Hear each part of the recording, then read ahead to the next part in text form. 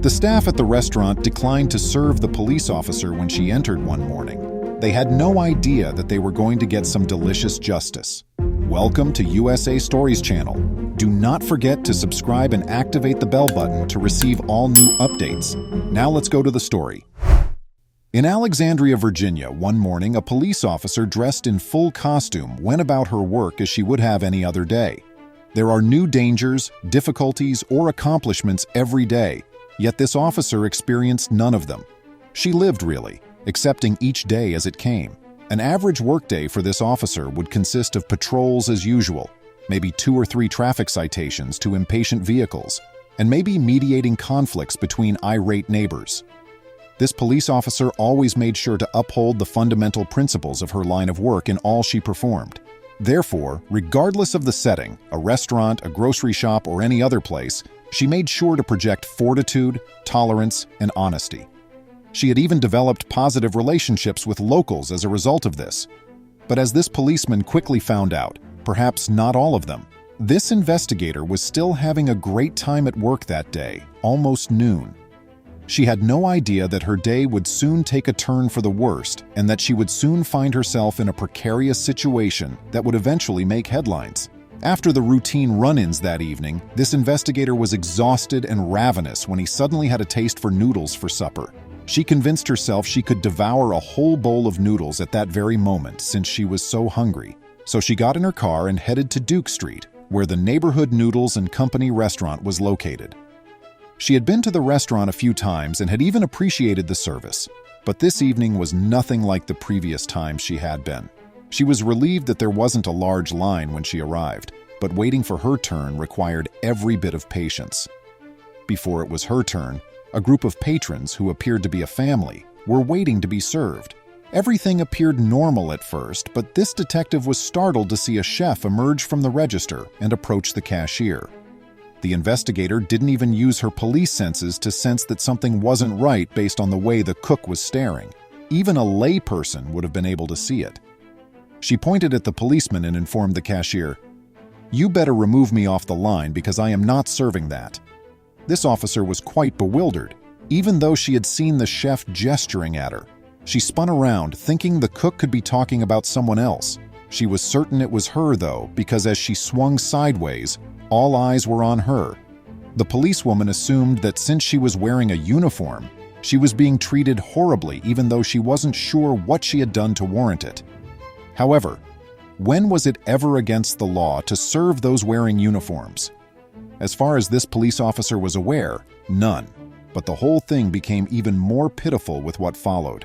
The cook and the cashier burst out laughing when they realized how badly their remarks had hurt the officer. This police officer understood she had to use all she had taught to stop the situation from getting worse, even though her response would annoy almost everyone. It was all she could do not to make a scene. "I guess you don't want my money then," she finally concluded, and turned to walk away. The cook and the cashier laughed some more as she left, obviously enjoying the misery they had given the officer. They had no idea that their deeds would soon leave them with a bad taste in their mouths. She wasn't finished with the situation. Even when the police officer left without even collecting the noodles she had come for, she was aware that she had to exact justice. She told her boss, Police Chief Earl Cook, everything that had transpired when she returned to work. Earl wasn't happy with how she was handled. Well, as a police officer, rage is your natural reaction. Your initial reaction is anger, which is understandable given the terrible circumstances we are in right now with our relationships with everyone and the needless treatment of one of my officers. After hearing about her suffering, Earl advised the investigator, "Then you come down a bit."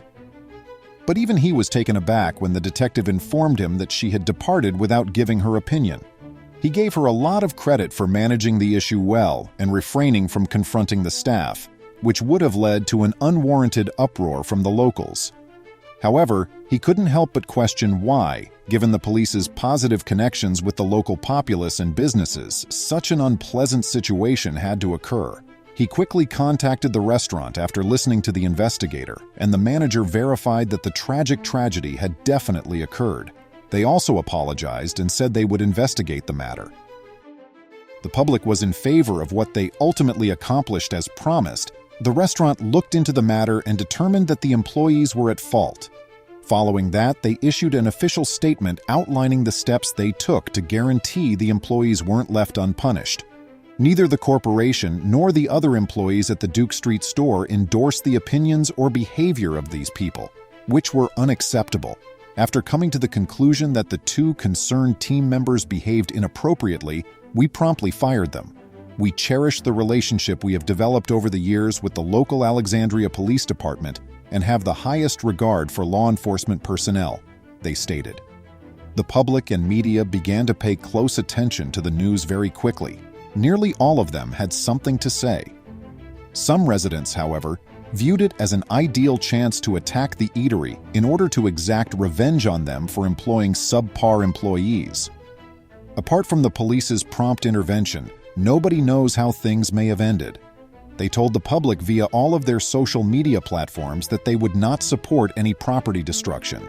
This tactic was effective, and the enraged mob decided to give up. Alexandria Police Union spokesman Pete Feltham said that the restaurant shouldn't be held accountable for the deeds of a select few.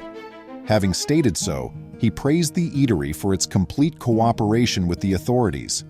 But they weren't the only persons that responded to this occurrence. Alexandria Mayor Allison Silverberg was also made aware of it. The actions taken by Noodles & Company to make amends also pleased her. We value Noodles & Company's prompt, comprehensive reaction and heartfelt apologies for this regrettable circumstance. We are certain that this was an isolated incident and does not represent the firm or its other dedicated workers, after having a lengthy discussion with the company's regional and national leadership. I also think the company shouldn't be judged because of the errors of a few staff members, and it's a good thing they got fired, the statement said, fortunately coming at a time when the company was already getting multiple negative reviews and helping to restore its reputation. That, in my opinion, would teach others a lesson to ensure that anything similar doesn't happen again. The eatery went one step farther and posted placards announcing its support for the cops on its doors. Following the narrative, I couldn't help but have a lot of questions. What if the cashier and the cook had behaved differently? Perhaps they would still be employed, though. Additionally, they would have prevented the retaliation that their acts must have caused for their friends and family. Who knows what happens when we leave our houses? People who would deliberately irritate us could come across. Never forget that it is best to let an unpleasant situation alone, since you never know what can happen after. If the chef at a restaurant declined to serve you, how would you respond? This 13-year-old youngster borrowed a bike from his pal and then vanished without explanation. What transpired following his discovery at a hospital 5 days later is described here. Just 2 days before Halloween, Angelica Martinez received a heartbreaking call regarding her brother's disappearance. Nathan Torres got on the red bicycle of a family friend and rode out to the store. Unfortunately, he had a terrible incident prior to arriving. A few minutes after he rode off, the small kid was struck by a car, according to police records. In Hemet, California, the tragedy occurred within a quarter mile from his home. His family became really concerned when he failed to return home. Initially, they believed he could have gone to a friend's house, but as a day passed and he was still absent, they became concerned that they would not see the young adolescent ever again. Angelica Martinez, his older sister, searched the internet for any information on her brother's disappearance. "We were prepared for the worst, so I went online. A child who disappears may have been abducted or duped into meeting someone online," she added. The next day, October 30th, Angelica's single mother went ahead and reported the incident to the police. All of her and her mother's attempts to locate her brother were fruitless, including calling acquaintances, looking in other places, and even attempting to monitor his phone. They were unaware that Nathan had been in an accident that left him with a serious brain damage. Sad, huh? After that, the 13-year-old was brought to Moreno Valley Hospital for medical attention. The adult ICU at Riverside Health System had him categorized as John Doe, since they didn't know who he was. The nurses and physicians mistook him for a 20-year-old boy. The hospital issued a statement on the upsetting event, but it withheld details regarding the adolescent boy's condition. Since he had changed his identity, neither his family nor the police could figure out where he was. However, how did his identity get confused? The reason for this was the distinction between their residence and the scene of the accident. Angelica claims that although they officially reside in Hemet, her mother actually resides on the boundary between Hemet and San Jacinto. On the other hand, her brother's accident is thought to have occurred in San Jacinto, around 3 blocks from her mother's residence. This was the point of failure, since her mother had reported Nathan's missing case to the Hemet Police Department rather than the San Jacinto police.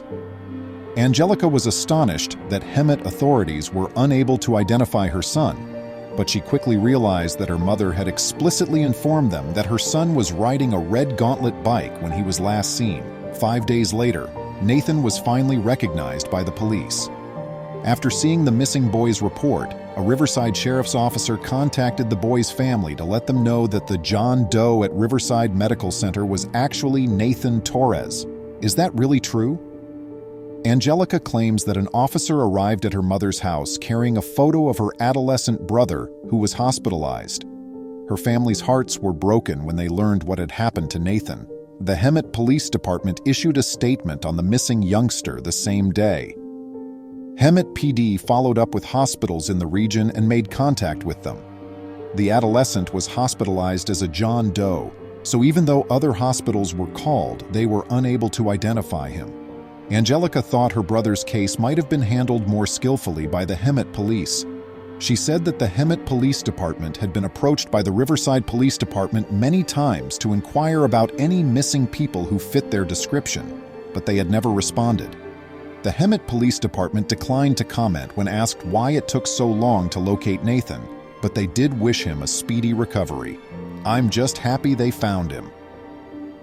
The adolescent boy's sister was very appreciative of the Riverside Police Department officer in San Jacinto for making the greatest effort to locate her brother.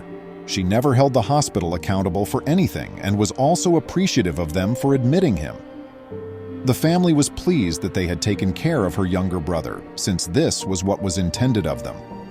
Thankfully, Nathan's family discovered him in good time. They simply prayed he would survive and broke down in tears when they saw him.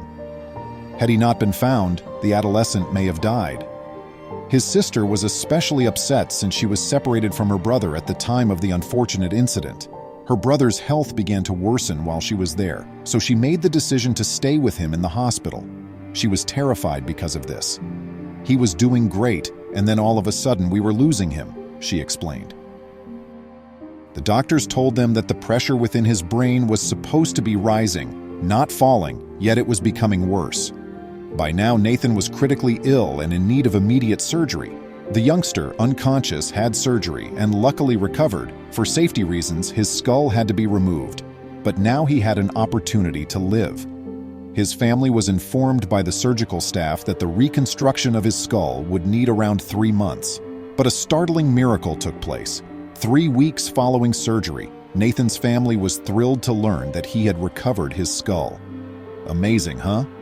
Even though he still had some more damages, at this point his swelling had subsided and his health had much improved. Because of the swelling and damage to his brain, he was placed in a medically induced coma to some extent. Nathan, nevertheless, is a warrior, and he overcame it in the end. His family was now able to discern whether he was awake or asleep. His neurosurgeons thought he could understand, but they weren't sure whether he comprehended them when they spoke to him. But he was not very responsive to orders. For Nathan's mother, who already has an 8-year-old daughter with special needs, his circumstances were particularly challenging. She now had to look after them both because of what happened to him. How difficult must this be for the boy's mother? She says she's simply glad to have him back and that she thinks he will get better, despite the hardship. The 14-year-old is unable to remove the fluid from his head on his own at this time. In order to breathe, he also has to utilize a tracheostomy tube, a ventilator, and a feeding tube. This teenage lad really has a long way to go before he returns home. Angelica claims that her family has made the decision to sue the motorist who struck Nathan. They were just unable to deal with the suffering the incident had brought them after seeing the car drive by. They are only now concerned about her brother's health because they realize they must accept what has occurred. To ensure that the Hemet adolescent receives all the assistance he requires, his family has launched a GoFundMe campaign. In order for her mother to stay in a motel near the hospital while Nathan is there, Angelica hopes that others will be able to assist them. In addition, she hopes that a portion of the funds will go toward meeting his other needs and remodeling their home for him when he returns. Nathan's family was notified by the physicians that they were uncertain about Nathan's prognosis. They helped them realize that since brain injuries may occur in both directions, anything might happen. However, Nathan has so far exceeded the expectations of his physicians, and his family is optimistic that he will recover more fully than they anticipate. Since this is his greatest opportunity, his family is overjoyed that he will soon be leaving for the Loma Linda Recovery Facility. Nathan's sister wants everyone to know that prayers are what her family most needs for her younger brother. She knows her mother would value prayers more than money, and she thinks they will keep him strong. She just posted some images of her brother, who is on the mend and will soon return home. She expressed her gratitude to everybody who prayed and supported him. How do you feel about Nathan's narrative? Let me know in the comments. Until we meet again. Situated on the border of two states, the Thousand Islands National Park has 2,000 square miles of breathtaking scenery. These 1,864 islets are haphazardly arranged in the center of the massive St. Lawrence River. Their sizes differ, some islands being so little that there can only be 2 trees on them. Tour guides are happy to discuss the histories and even secrets of each island, though. This location, which is listed as a unique phenomenon in the biosphere and is protected by UNESCO, is the most popular destination for those who enjoy ecotourism. The Thousand Islands are a remarkable natural feature that spans 80 kilometers along the St. Lawrence River, between Canada and the United States of America.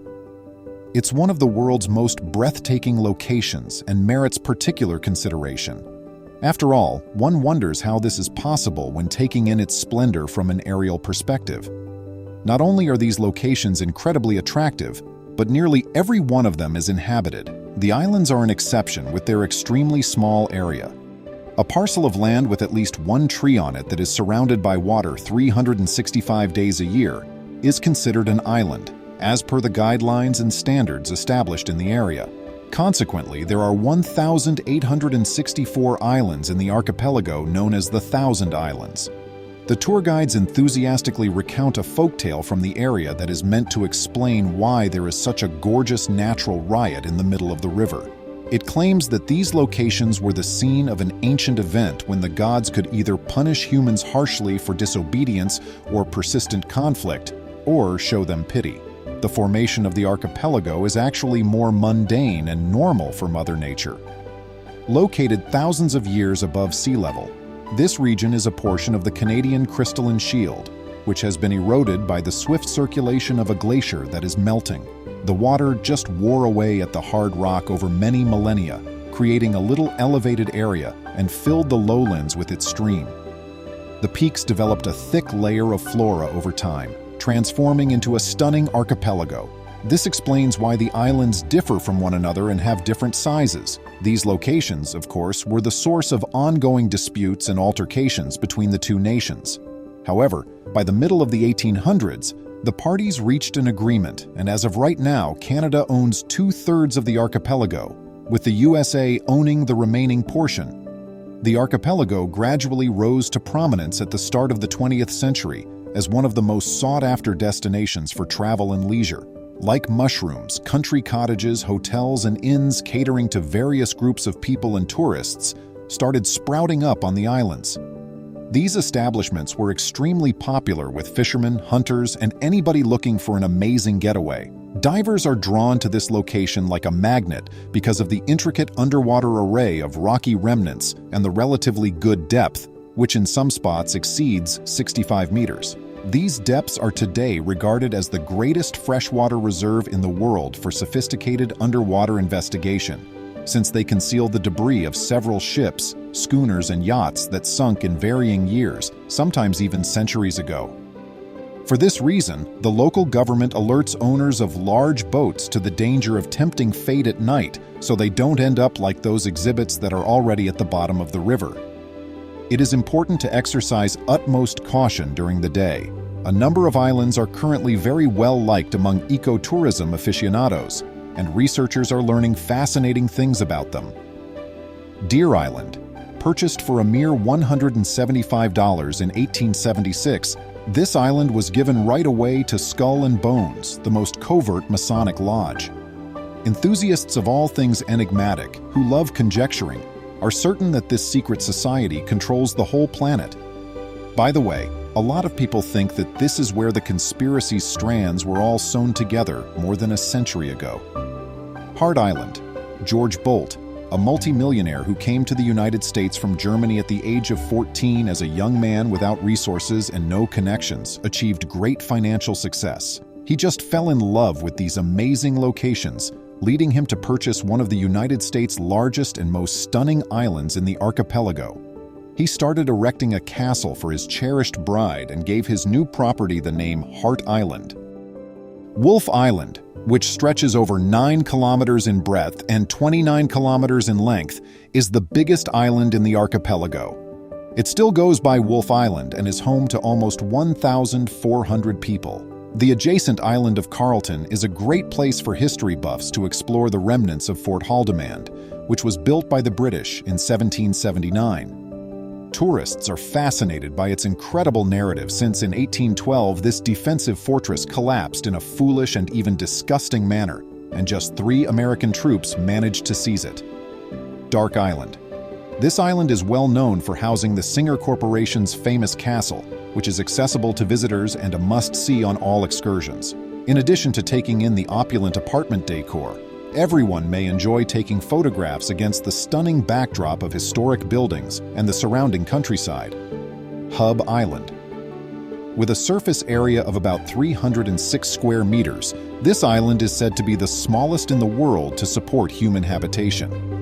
In 1950, the Sizeland family constructed a remote home on the rocky terrain as a place to retreat from the hustle and bustle of society. Because they were still able to fit their home and a tiny open space for outdoor leisure, they named their construct Just Enough Room. They still have to dream of isolation and tranquility, though, for every day, large groups of visitors pass by the estate and continuously capture everything with video cameras and snap photos. International Bridge of the Thousand Islands. The International Bridge, which linked the two nations in 1938, is perhaps the main draw across the entire expansive island. Tourists really enjoy this bridge despite the fact that it is the shortest in the world that connects 2 states, since during construction, observation towers were built that offer an incredible view of the entire region. On our world, there are a lot of genuinely terrible islands where the very terrain appears to make blood freeze in veins, in addition to lovely islands that captivate with their breathtaking beaches and scenery. These islands are a tourist attraction, drawing millions of visitors with their unique mysteries and tales. I appreciate you seeing. Would you kindly like and post the video on social media? We'll respond to you as soon as we can. He made a choice after his girlfriend abandoned him after he returned from the army in a wheelchair. You're going to hear a really extraordinary story. Come along till the very end of this video to find out why. My name is Emmanuel, and I entered primary school many years ago, which is when my narrative really started. I met Daniela, a female there. Of all of them, she was the most gorgeous. It was great to have her at my side. We laughed and played together, and when we became older, I went home with her after school. She did it nearly every day, and because her house was nearby to mine, I would go see her on the weekends. To be honest, I was grateful for the times I could spend with her. She once said that she wanted to be a nurse when I asked her once, "What would you like to be when you grow up?" She then asked me the same question again, to which I replied, "I want to be a general and a great soldier like my grandfather. My goal is to defend and serve my nation." She only grinned while gazing at me. Daniela started to feel a part of me. You know, one of the individuals I missed the most was my grandfather. He passed away while I was little. His likeness has always been my goal. I recall Daniela being teased by some of the other students in the classroom. They continued to tease her even after I tried to defend her from their tugging of her hair. I finally got into an argument with the kids. They summoned my grandfather and brought me before the principal. As soon as he arrived, the manager angrily told him to make sure that this wouldn't happen again, or else I would be ejected from the school, and that it would be preferable to speak with me about it or take action against me. With a simple nod, my grandfather gave him his word that it wouldn't happen again. I thought my grandfather would chastise me or scream at me when we got outside. He was taking things quite seriously. As we were sitting on a seat in a park, his expression abruptly altered.